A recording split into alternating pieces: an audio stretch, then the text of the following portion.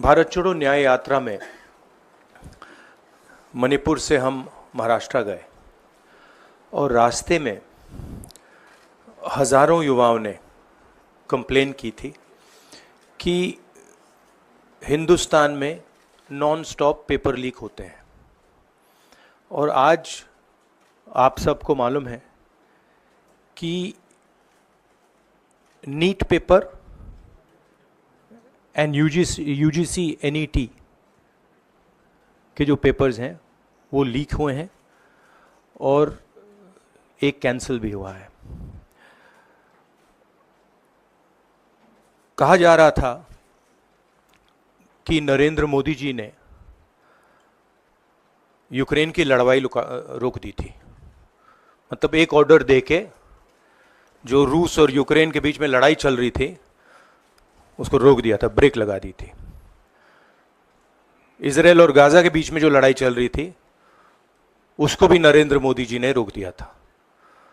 मगर किसी ना किसी कारण जो हिंदुस्तान में पेपर लीक हो रहे हैं उसको नरेंद्र मोदी रोक नहीं पा रहे हैं या रोकना नहीं चाहते हैं। नुकसान स्टूडेंट्स का होता है।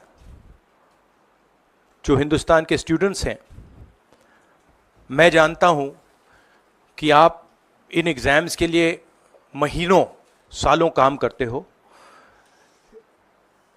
ये आपका फ्यूचर है और आपके फ्यूचर से खिलवाड़ किया जा रहा है।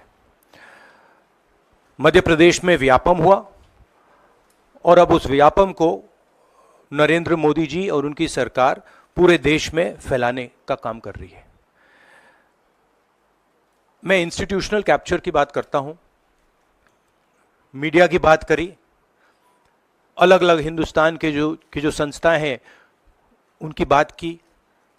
यही एजुकेशन इंस्टीट्यूशंस में हो रहा है। पेपर लीक का कारण है कि सारे के सारे वाइस चांसलर्स, एजुकेशन सिस्टम को बीजेपी के लोगों ने, उनके पेरेंट ऑर्गेनाइजेशन ने कैप्चर कर रखा है। जब तक ये कैप्चर रिवर्स नहीं किया जाएगा तब तक पेपर लीक चलता जाएगा। इस कैप्चर को फैसिलिटेट नरेंद्र मोदी जी ने किया है और ये एक एंटी नेशनल एक्टिविटी है क्योंकि ये देश का भविष्य है और इससे हिंदुस्तान के युवाओं को, स्टूडेंट्स को जबरदस्त चोट पड़ती है। इंक्वायरी चल रही है, एक को आपने कैंसिल कर दिया है, अब पता नहीं दूसरे को कैंसिल किया जाएगा या नहीं किया जाएगा, बट